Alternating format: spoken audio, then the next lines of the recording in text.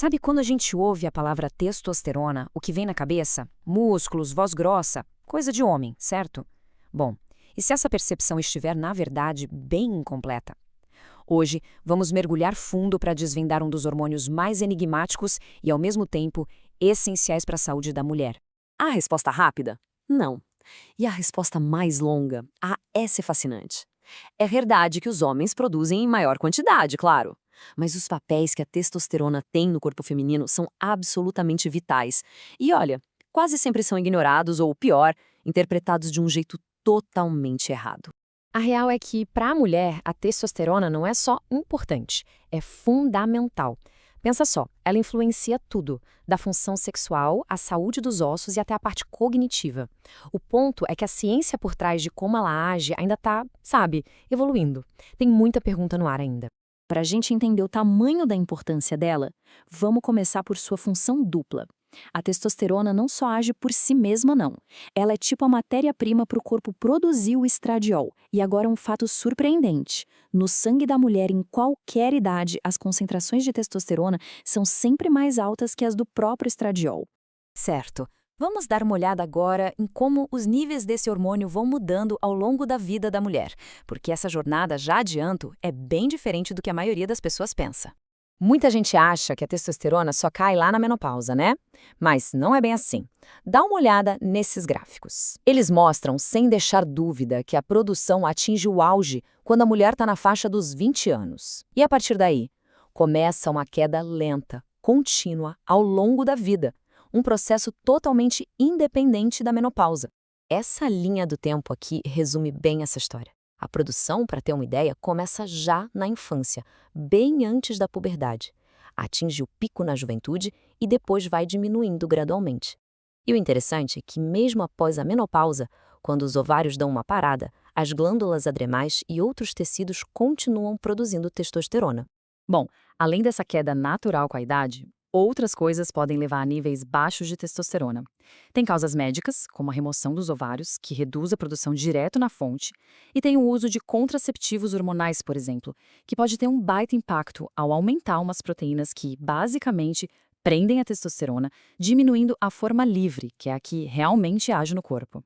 Ok, agora que a gente já entendeu o ciclo de vida da testosterona, que tal fazermos um tour pelo corpo para ver exatamente onde e como ela atua?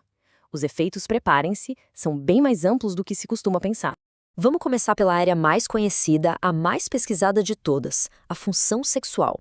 É aqui que o papel da testosterona já está bem mais estabelecido pela ciência. Grandes estudos já mostraram uma ligação bem clara entre os níveis de androgênios, que é o grupo de hormônios da testosterona, e o desejo e a excitação sexual. É por isso que a principal indicação para terapia com testosterona hoje é o tratamento do transtorno do desejo sexual hipoativo, uma condição que causa um sofrimento bem significativo.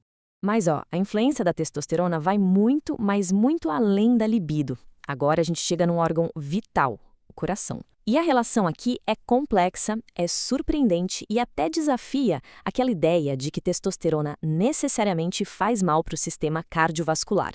Aqui a gente vê bem o equilíbrio delicado da coisa. A pesquisa sugere um efeito meio cachinhos dourados. Níveis muito baixos estão ligados a maiores riscos para o coração. Por outro lado, níveis super altos produzidos pelo próprio corpo também parecem aumentar o risco. A zona de proteção parece estar ali, num nível fisiológico saudável. Nem de mais, nem de menos. Do coração, a gente sobe para o cérebro. Pois é, existem receptores de androgênios por todo o cérebro e tudo indica que a testosterona desempenha um papel importante na nossa função cognitiva. Olha que interessante. Em estudos clínicos com mulheres na pós-menopausa, a terapia com testosterona mostrou uma melhora clara, estatisticamente falando, numa área bem específica, a aprendizagem e a memória verbal. É um resultado que se repete e que provoca, sugerindo que o hormônio pode ajudar a manter a mente afiada. E para fechar nosso tour, chegamos na estrutura do corpo, ossos e músculos. Aqui não tem muito segredo.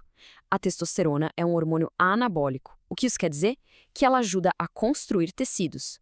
E esse gráfico de um estudo clínico é a prova visual disso.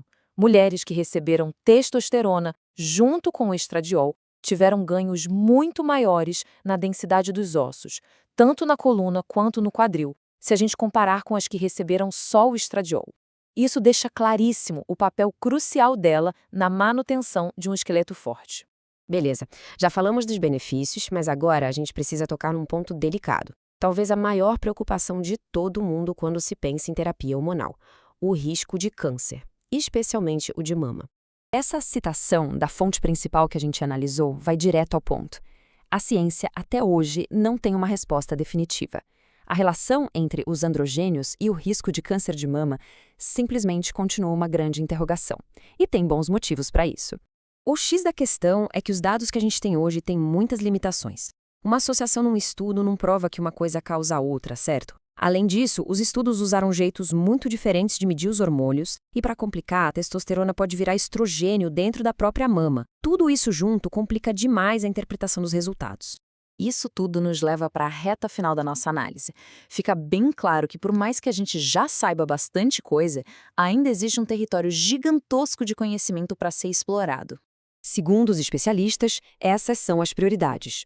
Primeiro, faltam produtos desenvolvidos e dosados especificamente para mulheres. Depois, precisamos de estudos grandes, de longo prazo, para bater o martelo sobre os benefícios para o coração, cérebro e ossos. E, o mais importante, para esclarecer de vez a questão da segurança em relação ao câncer.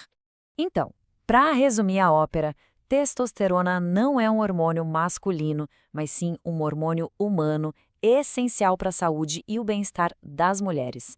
A ciência está correndo atrás, mas, olha, ainda tem muito chão pela frente para que seu potencial seja totalmente compreendido e utilizado com segurança. Isso nos deixa com uma pergunta para o futuro, né? Dada a influência dela em tantos sistemas do corpo, será que desmistificar e compreender plenamente o papel da testosterona não pode ser um dos avanços mais significativos para a saúde da mulher nas próximas décadas? Fica aí a reflexão.